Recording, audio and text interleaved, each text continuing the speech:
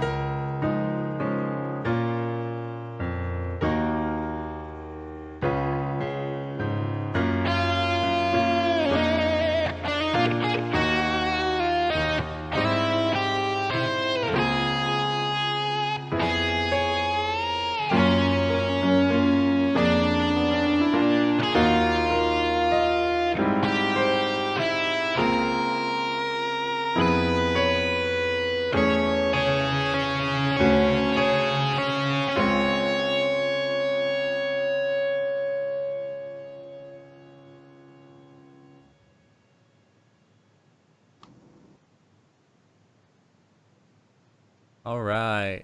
I assume everyone's finished listening to it. And if not, Yes, sir. I'm sorry. So I realized I messed up, and of course that's got to happen because it's the first time doing the show. I forgot to give Jesse the opportunity to talk about the piece before we listened, which I feel like would have helped. And so Jesse, tell us about this piece. Right. So the kind of, I guess the thematic inspiration for this piece is several months ago, like last year, I had a pet spider that didn't make it. So it's funny, but it's real.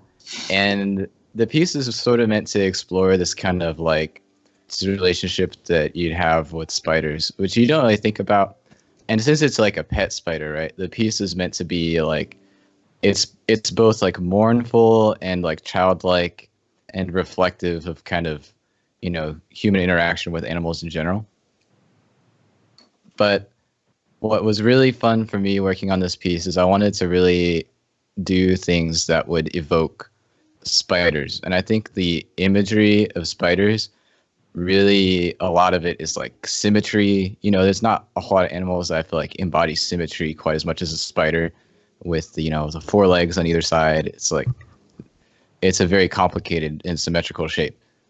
And I think they really they are very like, most people wouldn't say this, but I would consider them to be very like graceful and very refined.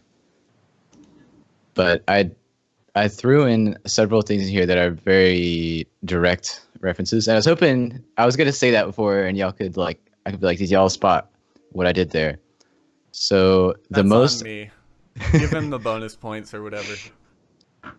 So the most obvious one is starts on like page 3. Right? It's the B section. So we've got this ABA structure going on here, where the second A section, of course, is a lot different. It's harmonized differently, but the B section, which starts on like page 3, has this accompaniment figure where you've got I don't know if my hands are in frame, but you've got this kind of like this motion going with the fingers. Gotcha. So I wanted to evoke a spider walking here, and the way that it does that, because there's more exact ways to do that, but I felt this was the best way to capture the motion.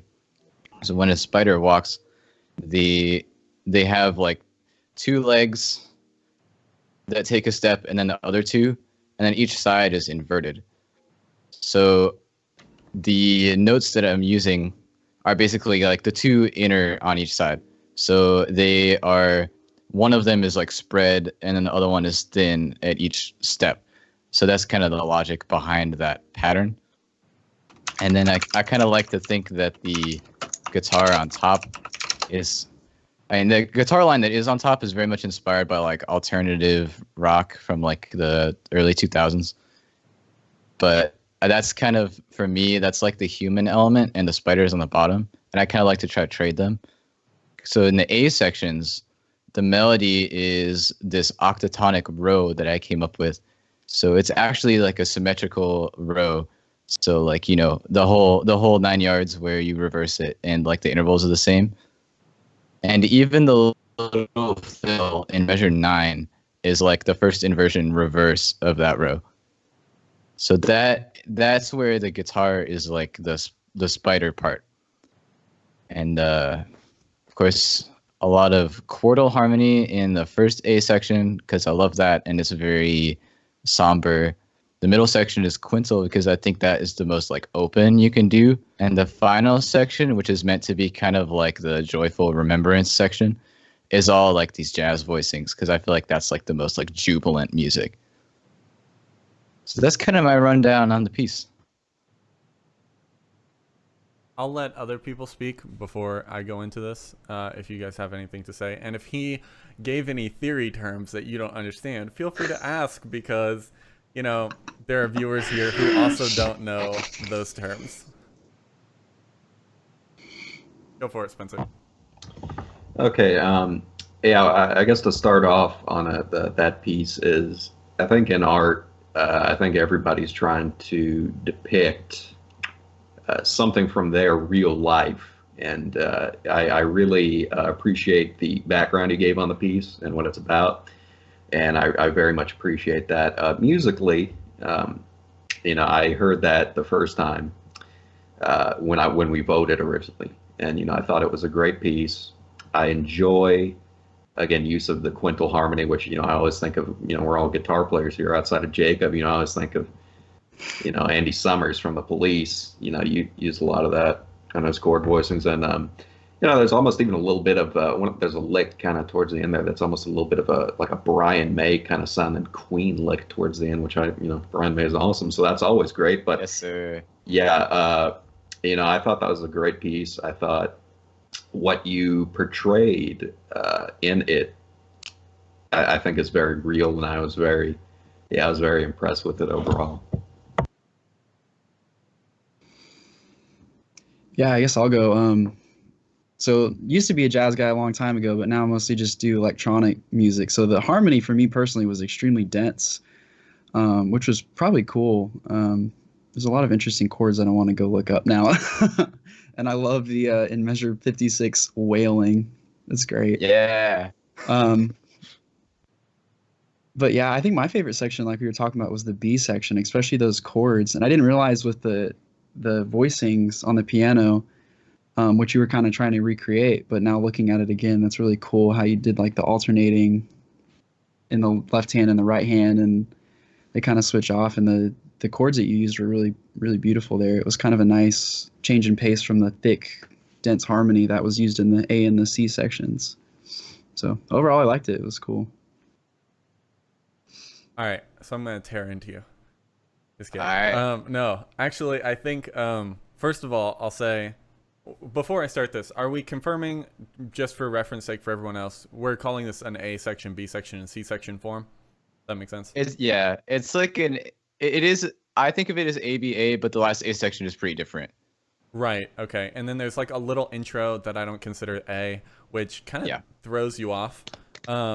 So first of all, I think this piece is like really, really well constructed, and there's a lot of cool stuff going on here.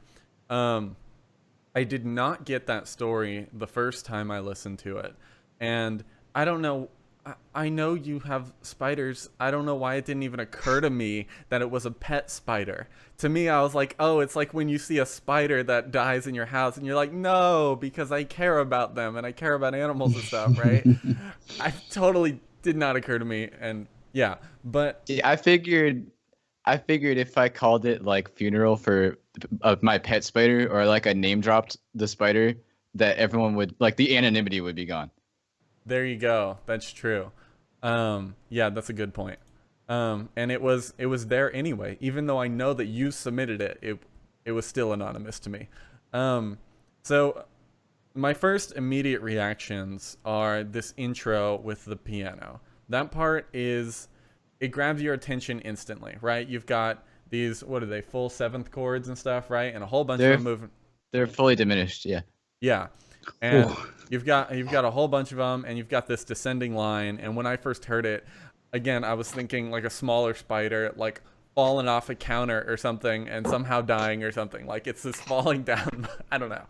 But I love that it grabs your attention. And as soon as I heard it, I was like, whoa, we're going like in this interesting classical route, because I know you as a guitar player, right? And then the guitar came in and I was like, this is super cool. You have these completely contrasting timbres of what seems like a very, very classical piano. And I don't know if you actually recorded that, or was it a MIDI piano with like some sounds applied? So it was a MIDI performance. So I used this keyboard, and then I used a plugin to make it sound like an actual piano. Right. That's what it sounds like, and that's what I thought happened. So you've got this huge timbral difference, and I won't go into like the mixing and mastering process of getting those two sounding perfect or whatever. That's not what the show's about, although we have some people here who probably have pretty good ears for that. But I think timbrally, it was good, but the guitar clearly sounded like it was a live guitar recorded, and the piano sounded like it wasn't, right? Yeah. And so that kind of throws it off a little bit, but in context of like a live setting, I think it would be great, especially in a hall. I think it would be really good to have the resonance of the hall for the electric guitar. Again, that's not what we're talking about it anyway, though. I love the dense usage of chords throughout, and I love that you explained the harmony of the rows and everything, and the spider walking part is just brilliant.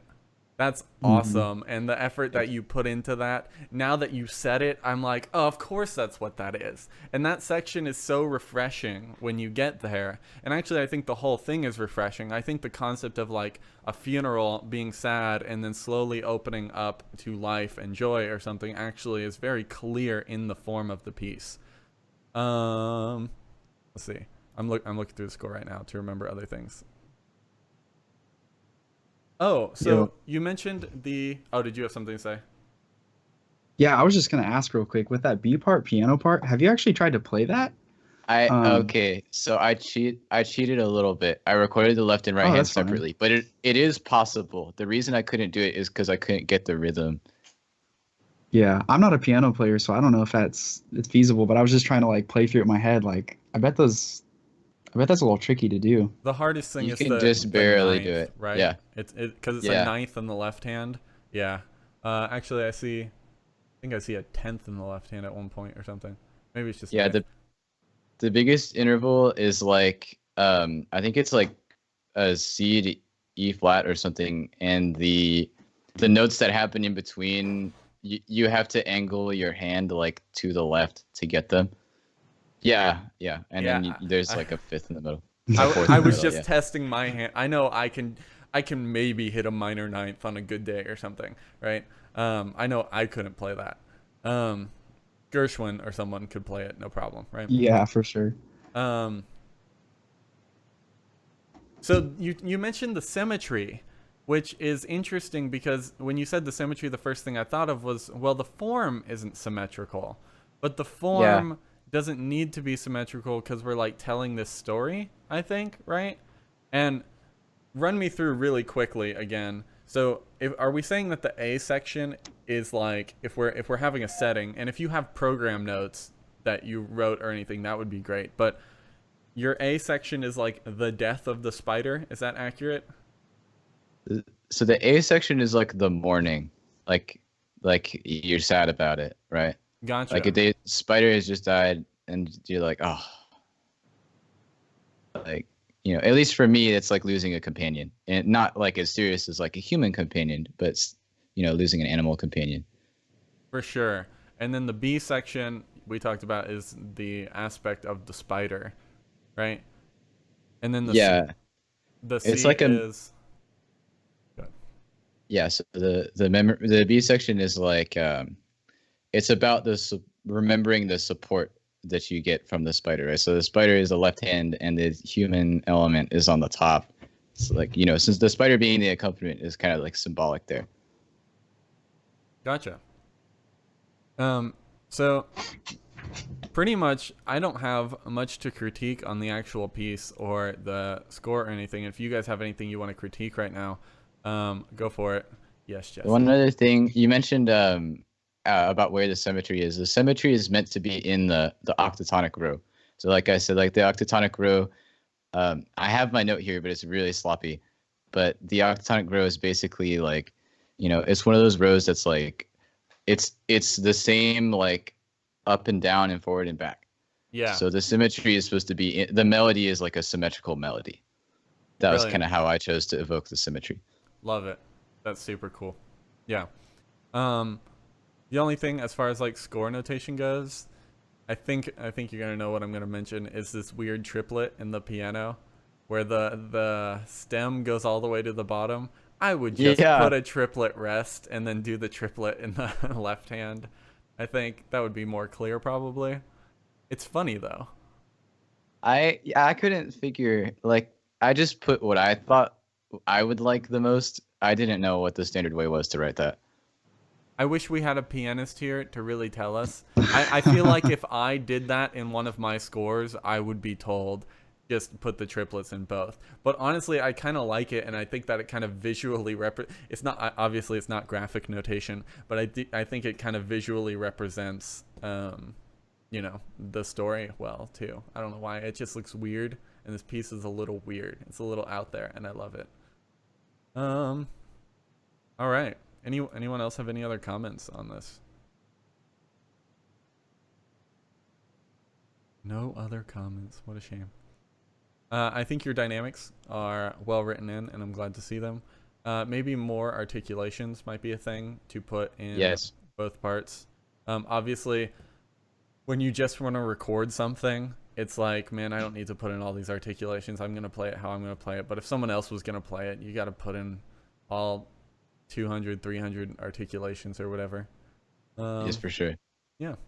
Cool. Shall we move on to the next one? All right. Let's do it. I'm going to ask you guys here, since I didn't give Jesse the chance to talk beforehand. Do you guys, should you also lose your privileges to talk beforehand? I think that's fair. Okay. Then we're just I'm fine with that too. That's fine. We're going to go with it. Odds are David, evens are Spencer. Going to David. So All I right. will transition over. Everyone move to Do You Dream?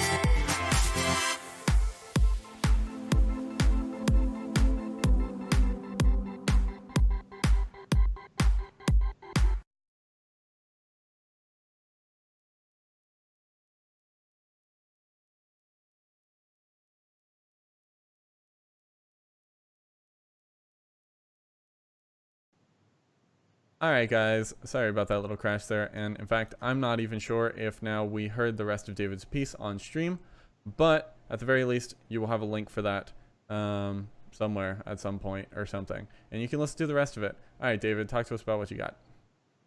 Cool. So kind of what I was saying earlier, I'm an electronic music producer, so a little bit different than the previous piece, but this whole composition kind of started with that synth part that you hear in the beginning, kind of the bump, bump, bump, bump, bump, bump, bump. I was just kind of playing around, thought that sounded cool, and tracked it into Ableton and started working on the track. And then an interesting thing that I didn't even really think about until I was a little bit into production is this whole song is based around 12-bar phrases, which is very atypical for electronic music. It's normally typical 8 or 16. But in this piece, I personally don't think it sounds too out of place. Like, it sounds natural and it flows. Another thing too with the vocals sound a little bit random just because those are samples just to kind of demo what a vocalist would sound like in this. Eventually I'll get with an actual vocalist and write some proper vocals for it, but a little bit early in the production stage on this one. But so yeah, piece is kind of built around these 12-bar phrases, and a lot of it's traditional kind of EDM type stuff. I think one really unique thing that I don't hear a lot is that kind of horn buildup that it does, going right into the drop with the horn, and it's also doubled with like an orchestra part. So So that's something to take note if you're listening to it again.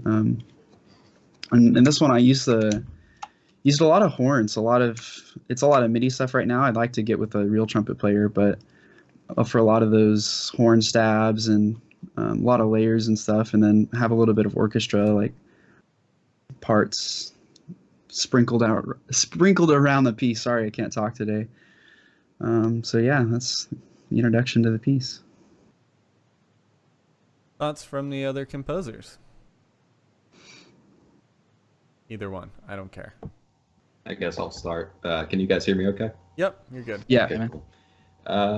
Yeah, I mean, you talked about the vocals being a bit random and obviously wanting to work with like a live horn section. I mean, you could have fooled me. I mean, I think it sounds just fine right now. I was very struck by the professionalism of the sound quality of this piece. I thought it was excellently produced and just very, very good. I mean, if I were to walk into a dance club and that were playing, it wouldn't sound in any way out of place. I mean, it in no way, shape, or form sounds to me unfinished, which I mean, I know you view it as, and I know you're going to continue to work on it. But for me, I thought it was just very good. And, listening to it back to back, it reminded me of the very hard choice of having to vote on these two pieces. I was very, I know if I waited too long on voting, I'd never come to a conclusion on what I was going to vote for. But yeah, excellent. I find the 12-bar format you were using, again, pretty interesting. And again, not out of place at all. So I'm not listening to it and thinking, like it's particularly out of place or just inappropriate in any way. I thought all of this worked very well thematically. I mean, there's something to it as well. Obviously, you mentioned you're going to write lyrics, but I think as far as the stand-in vocals go that I know you just pulled off the internet, I mean, I think it works just fine right now. So, if this is the rough draft, I mean, you're getting, an A+ on the rough draft. You bring in the final draft, and I absolutely want to hear it. Appreciate that. I'll speak about it for a while, I suppose. I really do think when I listened to this piece, I was like, man, these rhythms are like on point. And also, I really love the suspension in the vocoder. It's just like this tense chord, and the vocoder is so good at that. I love that. And the saxophone particularly, that sounds like so real to me in this piece. I thought, oh, maybe this guy's like a saxophonist. Fake it till you make it, right? But yeah, I really do think that, for a genre that I thought I heard everything that could be done with already, it sounds so fresh. I really do like this piece a lot. And I did have a super hard time voting. So yeah, really awesome work, man. Well, yeah, I really appreciate that, guys. So since they have both mentioned the actual sounds, do you want to talk about what type of horns and stuff you use digitally? You want to get sponsored by someone right now? Sure, I'll give away my secrets. So that sound, the horns specifically, I think it's a trumpet sound. I'm pulling up the session right now. It's Contact session horns from Native Instrument or E Instruments, which I think is bought out by Native Instruments. That's what it sounded like. But yeah, actually. Session horns, they sound great, especially if it's not like the leading instrument. You can get away with faking a lot of stuff. And I think a big part about faking VST instruments is knowing what you can and what you can't fake. So if it's kind of like a background part or something a little bit simpler, then I think that's okay. But I think where a lot of people get mixed up and where it really sounds fake is where they write parts that wouldn't exist in real life. Like I was in jazz band for 5 years, so I have a decent grasp of like what the range of a trumpet player is and like what is possible and what would be fake. So I think yeah, one thing that's I've had to learn is like writing parts as if a real instrument was going to play them. And down the road, it'd be cool maybe on this track to bring in some real session players. But I think for now, the VSTs sound pretty good. No, that's an awesome observation and information for the listeners. It's funny. I think you're dead on about don't going out of the range, and I think you know more about this stuff than I do. But obviously, there are times when you intentionally go out of the range. Like this is gonna get really nerdy, but Rite of Spring is an example of a piece in classical times where instruments are pushed to their extreme ranges to sound terrible intentionally, or to sound stressed and strained, right? That's Stravinsky, if you didn't get that.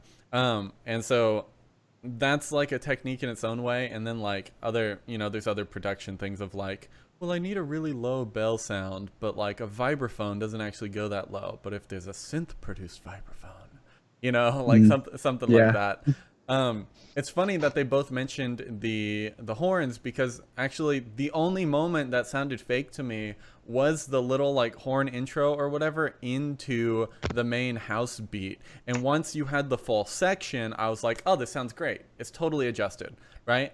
But it was when it was by itself, and I think you even said that or something, when it's like exposed or something, that's when it kind of really shows that it doesn't sound super real. That's production talk, and you're super a production guy. That's not really what the show is, but composers need to know how to work with this kind of software. So let's talk compositionally. I think what you have labeled house beat on the Ableton file, that section is great. Like that section is everything about the piece to me. When that came in, I was like, here we go. This is where we are. This is the piece. This is what I wanted to hear. And what's interesting about that is, because I think that section was so well done, the next two sections, I don't want to be harsh, but the next two sections like super bored me. I'll say it. The chorus and the bridge after that, which you have labeled as chorus and bridge, were like super boring to me. And I was like, okay, where are we going with this? I feel like we've already heard this, because the chorus and the bridge are both very similar to what you have labeled as the verse, at least. And of course, I'm sure once there are real vocals or something in the place, it might be totally different and totally work, especially if you have like a different melody on top of there or something that's more interesting. But I was bored by that section, and I was straight up just waiting to get into the house beat again, right? And I was like, okay, when are we getting into that? Because it was that texture and that energy that really had grabbed me. And from a form perspective, that being, to me, the meat and potatoes of the piece, what the piece is, like, if a piece is based on a single motive or whatever, to me that section is the main motive. You only give it twice, right? And it's like different both times a little bit. Is that accurate? Once like at the end, and then once towards the beginning. Yeah.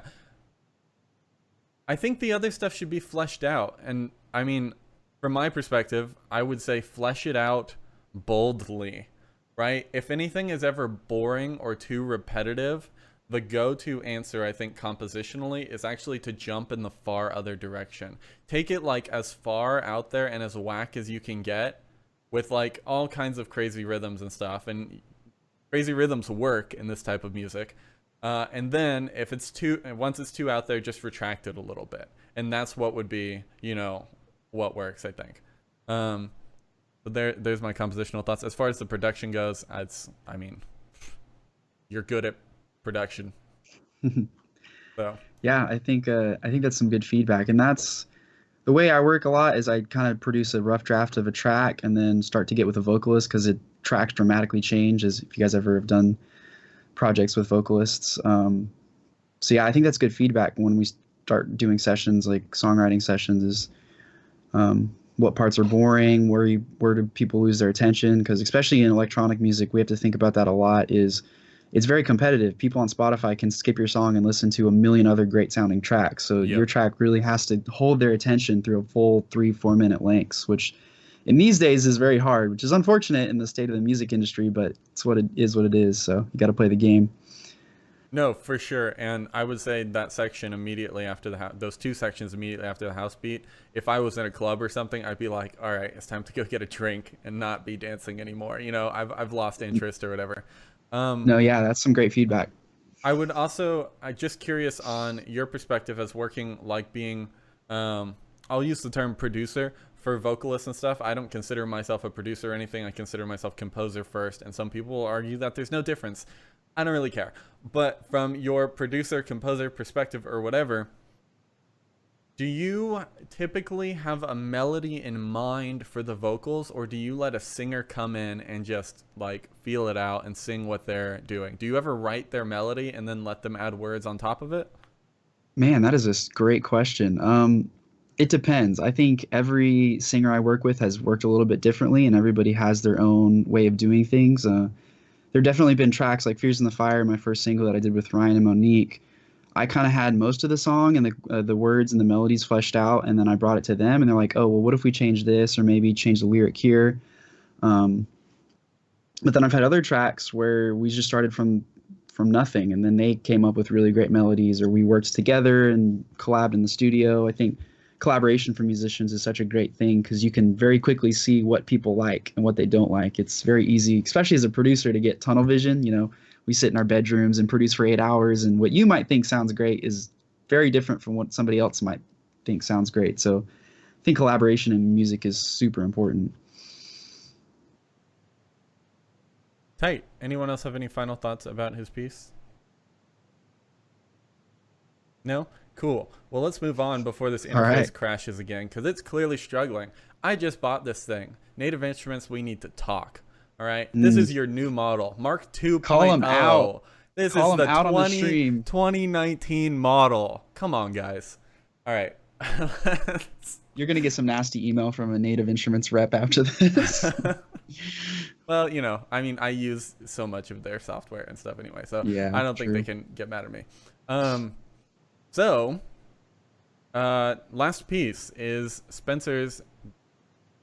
Is it Dendrobium? Is that what we're saying it is? Yeah, it's pronounced Dendrobium. Yeah. Dendrobium. To the best of my knowledge, that's how it's pronounced. Yeah.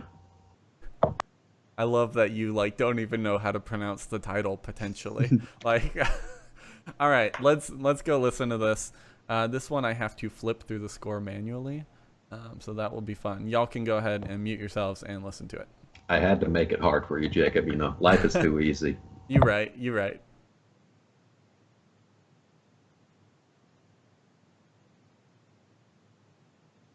Well, speaking of which, where is the score at? Oh, oh, oh, oh. All right. I'm going to send the score to you guys real quick through Skype. Just give me 2 seconds. Sweet. And everyone. I definitely was looking forward to seeing the score on this one. It's a disaster. You don't want to see the score. Well, they have Now it I just want to see it more. You have given the score up. So let's see what we can do here.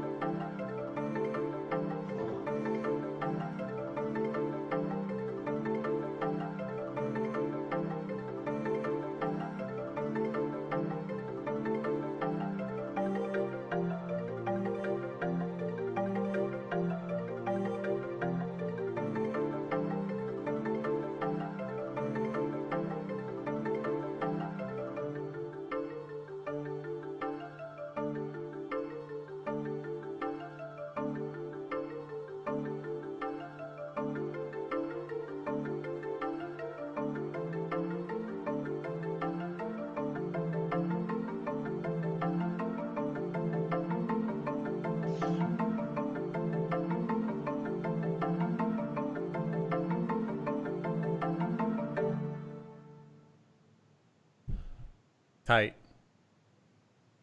All right. Is everyone done listening to it? Yeah. I assume so. All right. So that's kind of cool. First of all, let me just say, Spencer, that I appreciate that the cello came in and out. So I had reference for where I was in the score because I definitely got Same. lost and I had to move it for the stream. And I'm like, wait, at least I have reference for the cello.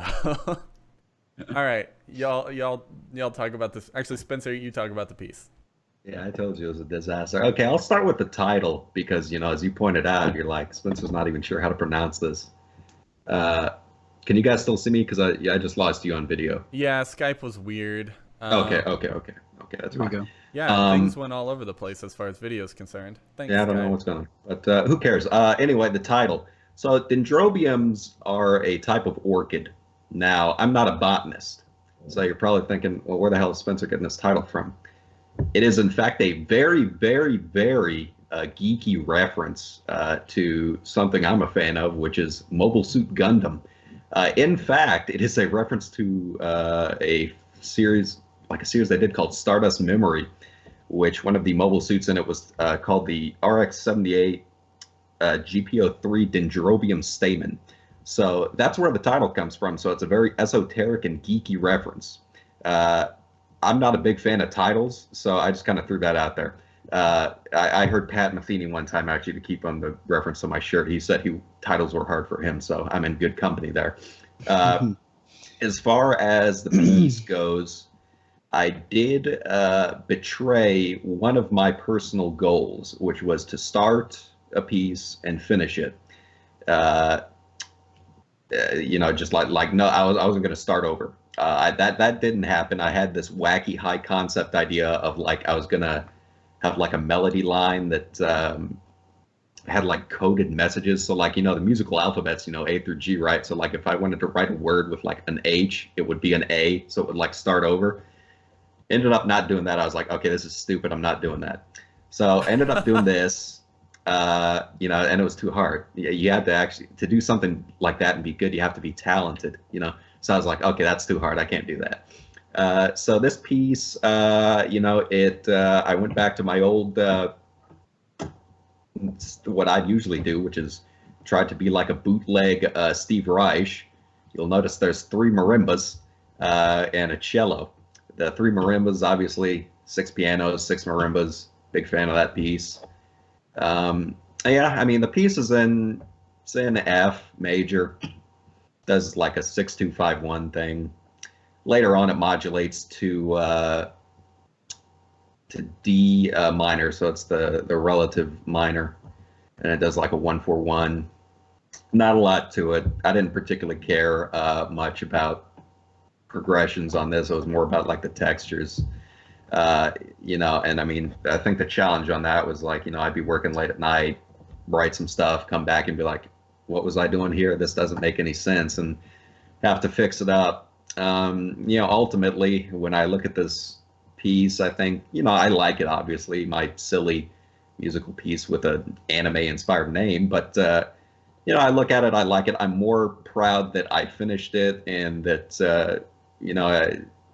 I turned it in, right? Because I think back to a piece of wisdom, 2 pieces of wisdom that I received, actually both from English professors, one in high school, one in college. The first thing was back in high school, when I was an undergraduate in high school, actually. Teacher mentioned looking at rough drafts, which I consider this to be, in some aspect, it's a rough draft. I'm not sure specifically if I'll go back, but just in the sense that I turn this in and it will inspire me down the road. It's a rough draft. You get all the bad writing out. So whatever idea that I have in the future, it'll build upon that. The second piece of advice was in maybe even my senior year of college was it's better to fall short of a word count than to be too flowery. And I'm not sure if I necessarily did that on this piece, but I knew for the most part, I feel like when I was done with this, I was done. I was like, I'm not going to try to extend this because I didn't know how long other people's pieces were. So I ended up being pretty close in length to everybody. I didn't know because Jacob said 7 minutes total, right? That was the limit, correct? Something like that. Yeah, Yeah, I just seven. didn't want a 20-minute, Yeah, something. yeah. So 7 minutes. I didn't know how long it was going to be, but I was like, I'm not going to try to stretch this. Once I'm done, I'm done. And really, at the end of the day, I'm proud of the piece. I'm more proud it's completed. It's got a silly name. The score, I have no clue how to use Sibelius still, so that's partially why it looks like that. At the end of the day, I was like, there you go. So really, that's all I have to say. I mean, there's not a lot to it musically. I mean, it's just a bunch of chord tones and a few passing tones and simple progressions. So yeah, I mean, you guys go ahead and tear it apart. I'm looking forward to it. I'm down to go first this time and talk about it. So I enjoyed this piece quite a bit, and I really appreciate how it takes its time and lets you really absorb like each edition. I don't listen to a whole lot of like minimalist music, but it kind of took me there, where you're really just listening for like the little things in the piece. And so when I say this next thing is it might be just like personal preference, but my only thought at the end of it was that I wish it had gone somewhere further than it did. Because I feel like the 16th note section is like the biggest section, but I also feel like the rest of it doesn't come out as much as I'd hoped it would. But I definitely feel like it not doing that is part of the aesthetic, and I think that what it does is very effective. Cool. Yeah, I'll jump in. Man, I was in percussion in high school. I used to play percussion ensembles, a lot of like Ivan Trevino type stuff. So this is bringing me back. I would agree. Yeah, I think overall, like, I feel like the piece dynamically stays at about the same pace. And even looking through the score, you see there's kind of that eighth note. Some part is playing eighth notes kind of throughout the whole thing. I would have liked to see some kind of maybe B section or somewhere where it changes dynamically, either breaks down or builds up. I think that might have been cool, but I really appreciate, especially being a former percussionist, is you wrote the parts in a way, and I was kind of going through some of them in my head, where an actual marimba player could actually play most of these. I think all of them, and especially like when you get to those like around, I think measure like 91, 92-ish, with those 16th note runs, they're voiced in a way that's actually playable on marimba. So if a real ensemble was going to pick this up, they could actually play it, and it's actually feasible. I remember when I first started writing parts, especially for instruments that I didn't play, I wrote stuff that was out of range or like sounded good on paper, but it was actually impossible to play in real life. So I appreciate that that you took the time to really think through some of that stuff, which is cool. Yeah, that's definitely a very beginner thing. Beginners all the time write things that are not idiomatic for the instrument, right? And they're the things that are literally impossible to play or very difficult, right? You all as guitar players know the things on guitar that are just like extraordinarily difficult or impossible based on fingerings, and you're like, I guess I could 8-finger tap it or something, right? Oh, yeah. Like that, when that's your only option left. So my first thoughts, and y'all can feel free to piggyback off anything, but my first thoughts, Spencer, don't even feel bad about doing the title as like a whatever type thing. I have a whole spiel on this, but basically, titles and stuff like that, music doesn't have to be programmatic. Programmatic meaning like there is a story and a setting and everything to it, similar to how Jesse's piece was. Music doesn't have to be programmatic, but audiences these days do want programs. So you come up with some title that gives them some feeling or sense or whatever of it means something, when to you it actually didn't mean anything. Straight up, call myself out on this. Most of my pieces, the program and the title were decided way after the final bar line. Way after. I was not writing something intentionally at the time, right? So you can't, don't even feel bad about that. Don't even worry about that. People just want stories, and if it take it even further, if it makes you feel any better, I've heard stories of composers having programs, 2 different programs with different program notes for people in the audience of a piece, and they all are like, wow, I totally felt the red aggression in this, and the other people are like, oh, I totally felt calm and blue, right? And it's like the same piece. It's because program notes are we won't get into this. Program notes are meaningless, basically, but they help someone connect to the concept of music, which is extremely abstract, and that's what your title does. All right, next thoughts. Okay, so you're in this weird nebulous spot where, kind of like you mentioned and Jesse mentioned, my first thoughts into it are, it's minimalist, right? And is it minimalist because a lot of young and unexperienced composers write minimalist music because it's very straightforward and it's very tonal? Or is it minimalist because it's actually trying to do something and say something? And it's in this weird spot where you did build the texture and everything that we needed, right? And at times it the 16th note section I think is definitely my favorite. And by the way, let me just say that as someone who is not a music major, you dropping the name Steve Reich makes me so happy. That just like makes my heart happy. Thank you, right? Because that's what it was, right? And it clearly was going in that direction. But I think Jesse is right in saying that it needs to be expanded upon. And so there's this general concept in composition of, if you're going to repeat something, only repeat it a couple times, or repeat it an annoyingly long amount of times, right? To the point where your piece is like 20 minutes long. And this idea is that when you repeat it a couple times, it keeps interest because you repeat it a couple times, people are like, that's cool, and then you move on. But if you repeat it like 10 times, you're in this weird spot that it's just like boring. But then if you repeat it like 250 times, people have no idea when they're actually going to get a change. They have no Welcome clue to my world. when things are going to happen, right? And that's what's interesting about it, right? And so generally, minimalist music is, very long and stretched out. And I would stretch out this piece a lot more. It's funny that you mentioned the length. 3 minutes is not enough for a minimalist piece to me. Make it much longer, right? I had a professor one time who I will not name, but who described minimalist music, and this is like my favorite musical description ever. They described minimalist music as musical wallpaper, right? It's not actually interesting. No one goes in your home and is looking at it. It's just in the background, and it's just there. And there's a lot of intricate work in it, right?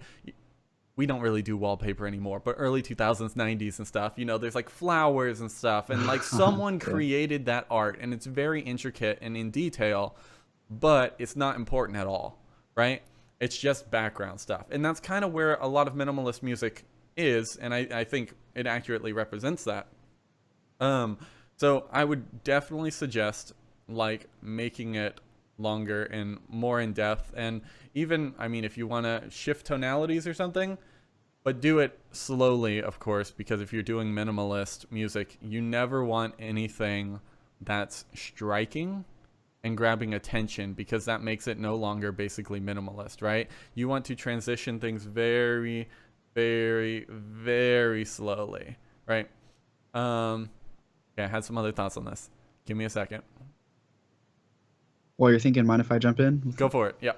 I was just going to say, that's really cool that you're doing an MBA and had time to write a full piece like this. Like, as an engineering student, I definitely understand, like, trying to make time for something that's not like your major is very hard. And this is it's very impressive.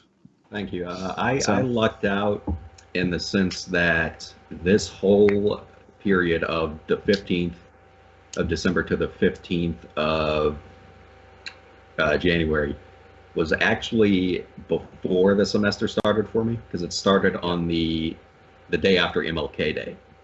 Was the start of the semester, and the first class I actually went to was after that. So we lost that first class day, so we had to do stuff, the online component for that class. So I ended up lucking out that most of this was just Christmas break anyway. So I appreciate your thoughts, but it's not actually that. It wasn't that hard. So because I was on break anyway. But yeah, good. Yeah, I obviously understand all the concerns and the critique on the length. I would still say that obviously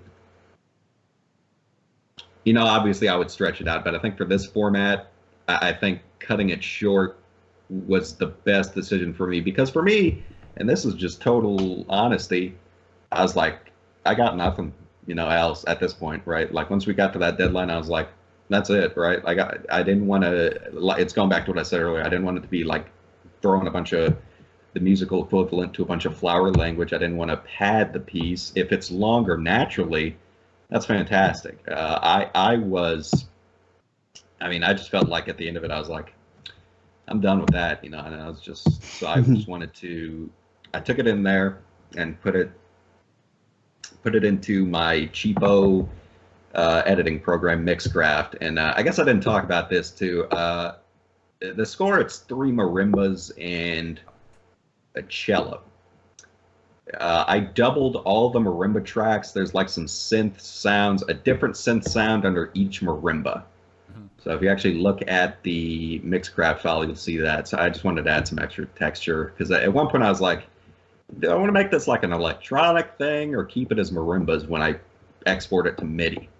And I split the difference, and I ended up doing that, and it was an okay decision. I mean, I don't think I really got the levels, because the levels, when you're trying to balance it, it'll sound good, and then you export it, and it's it's a little lower than you think, and you go back and you could listen to it on a different system, and it's like, okay, that sounds better.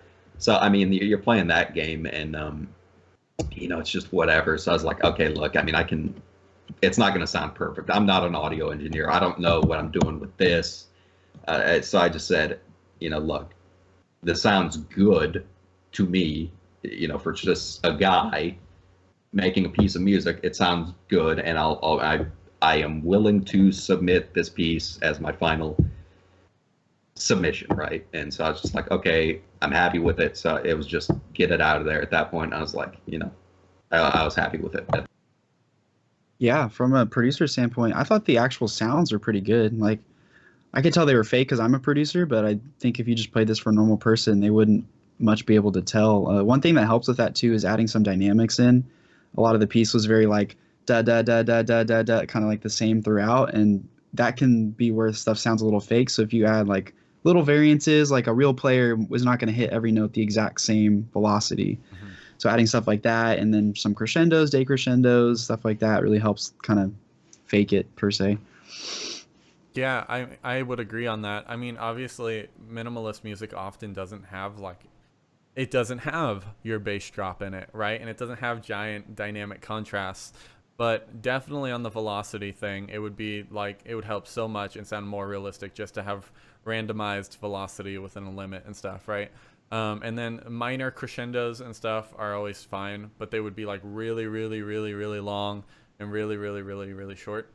I will say that one of the viewers gave you claps in the chat. So if you're feeling down about the piece, just know that you got claps. So my other thoughts are also, I love your mentality of, I just have to actually complete this. And that's the goal of this whole show, is to get people to complete stuff, because there are so many musicians who just never complete things because they have this seemingly perfect idea of a piece of music, and then they can't flesh it out the perfect way that their perfect idea is. And I'm such a believer that an idea, no matter how good, is actually completely worthless until it's a finished piece. So I'd rather have a finished piece that's like 80% good versus a 100% idea that never gets used, right? And so it's the process of just constantly composing. And I love that you went to the opposite extreme of the flower language like you talked about, and it's just super simple. I was also going to mention the sounds thing. So my question on that is this intended to be live or performed live, or is it intended only for electronic hearing? When I did it, it was electronic. That was the thought. Now, I also do not, that being said, and this is in general, whenever I do anything musical, composing, or whatever, I do not like, quote unquote, cheating. I want something to be able to be performed live with minimal alterations. So, for example, we're all guitarists. If you switch guitars in the song in the middle for a solo or whatever, that's okay.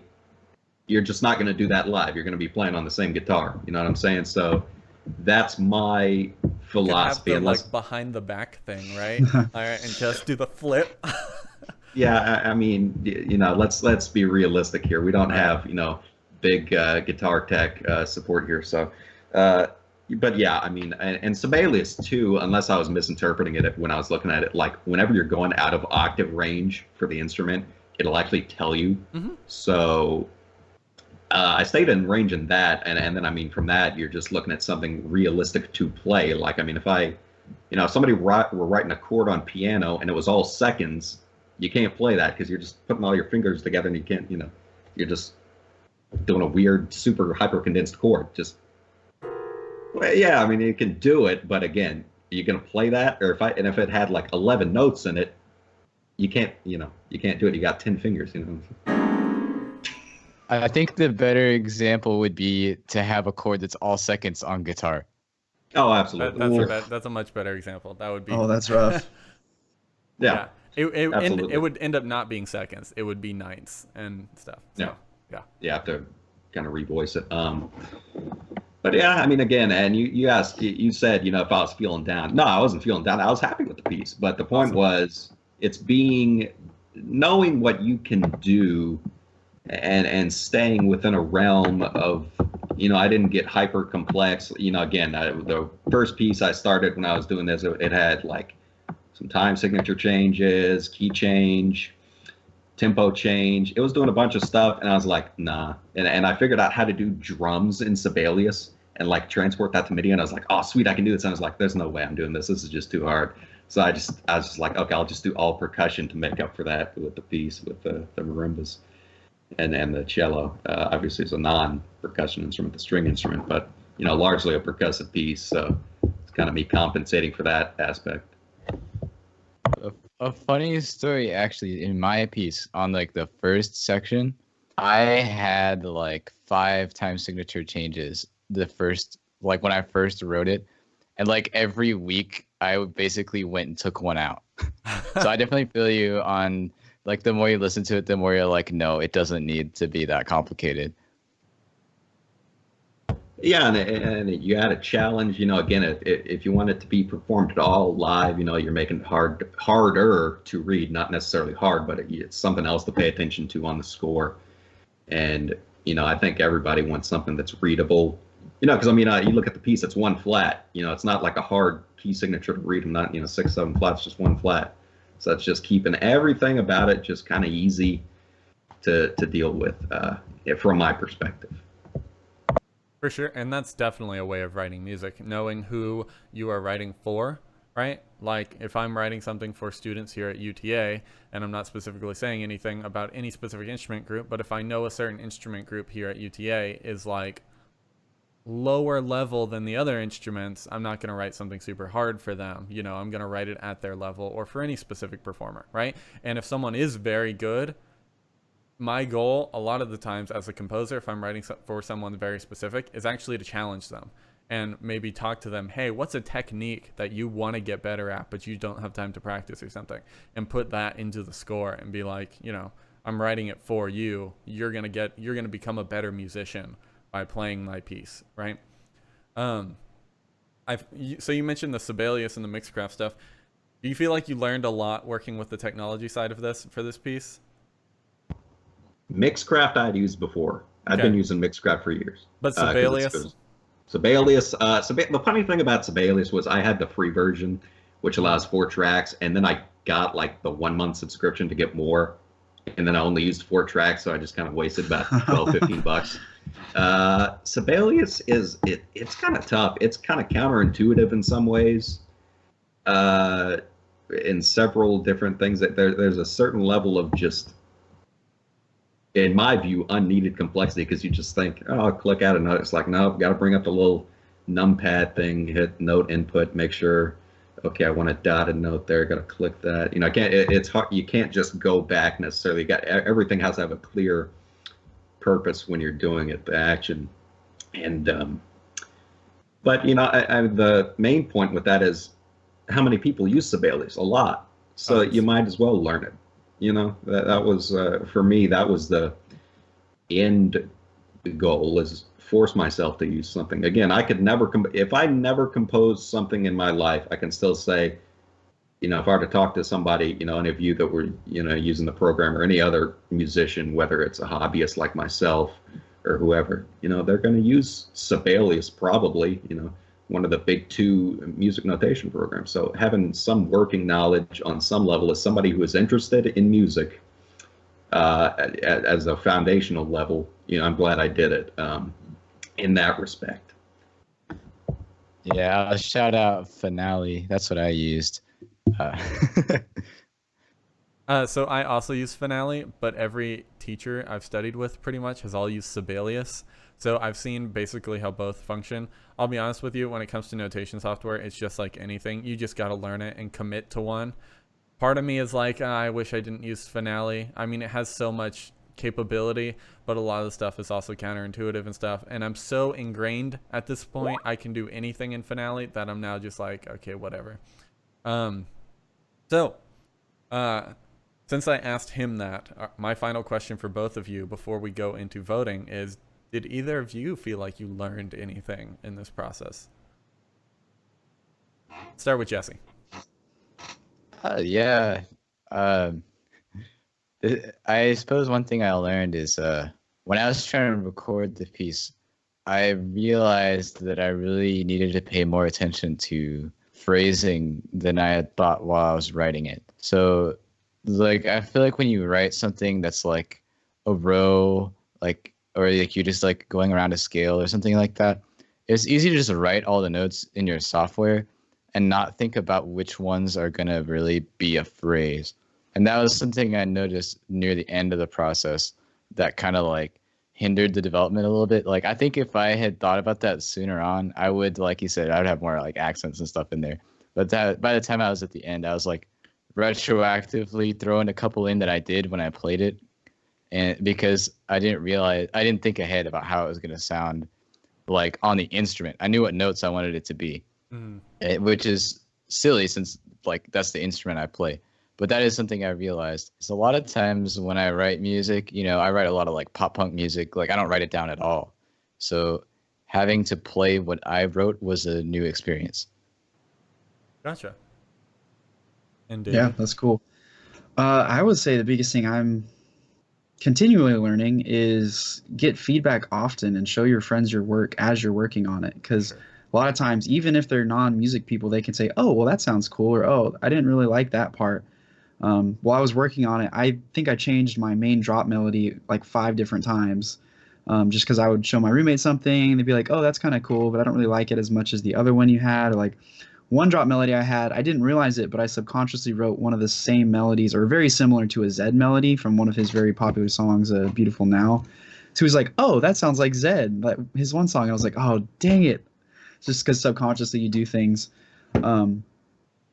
So yeah, I'm learning to always get feedback and show people things.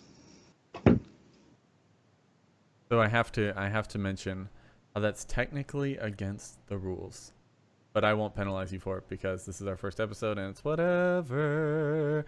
But basically, you on the show, you cannot show anyone your music in the process of writing it until all the anonymous submissions have been sent in. Oh. It's okay. You're good. My bad. I'm disqualified. I'm not going to be a jerk about this. It's kind of chill. It's kind of a casual show, but it's fun. It's educational. All right. And so I have current votes from the previous ones, and now I have submitted my vote to my in. So I will not be swayed by anything that you guys vote because I get one vote at the end of the episode, and now you guys will all get an additional vote. If you would feel free to text my phone number that I sent to you before what your vote is, and we will figure out where this thing's going. And chat, if you're in chat, you can feel free to take a vote as well if you want. It will not count just yet. We have not decided on viewer votes just yet, but if you want to vote, Funeral for the Spider, Dendrobium, or Do You Dream? I just sent my vote in. Did you get it? I received 2 votes.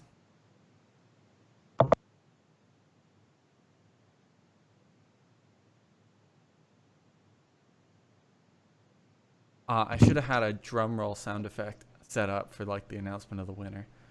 Oh well. Hold on. So hit it on the keyboard, man.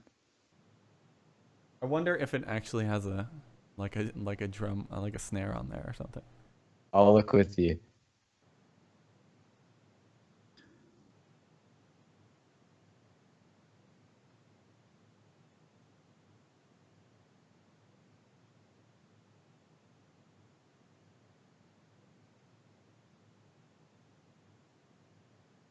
I've got a All right. timpani roll. That'll do. Actually, that's hilarious. All right. So I have received all the votes, and you can go ahead and do your timpani roll.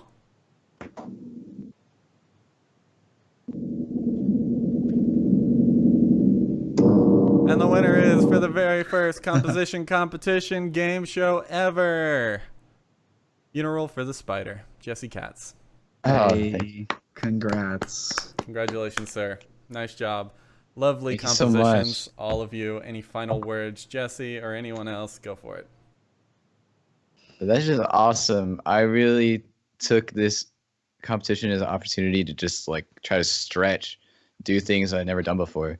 So it is awesome that y'all read into that and that it was effective. And I learned a lot about composing and myself and everything. This was awesome. And y'all's work inspired me, and it was awesome. And I am so glad that we had this. Any final thoughts by anyone else before we close it out? Yeah, I mean, this was a fantastic experience. I really enjoyed it. I really enjoyed meeting you guys, talking to you guys about music. And really, yeah, I mean, Jesse, congratulations. The piece was excellent.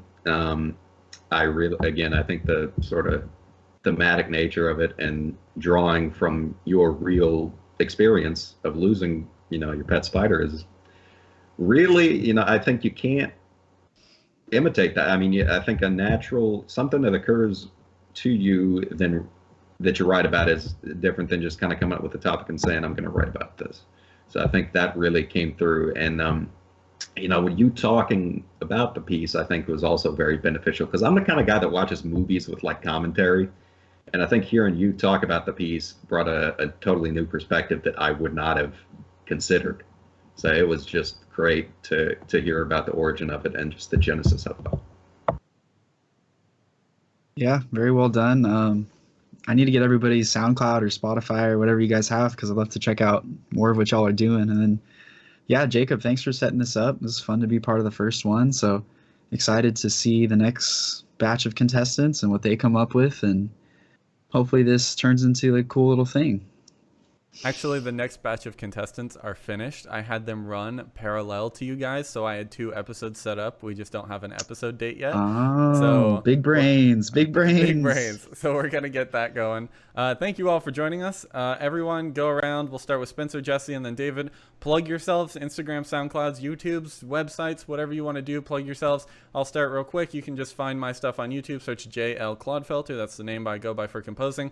JLClaudefelter.com is a website that should be up in the next few days. That will have all of my music, concert music, electronic music, everything. All right, let's go. Spencer. Cool. I got nothing. All right, Jesse. All right. Well, I'm on YouTube, SoundCloud. I just go by my name, Jesse Katz, JESSEKATS. I've got an album out from a little over a year ago called Night Trips. It's also just under my name. Y'all check it out. David. Cool. And then I perform under the name Instar, so Instar_music, and then just Instar on Spotify. Just released my first single to the world, so. And it's fire. It is fire. It is. All right. Thank you all for joining us, and we shall see you later.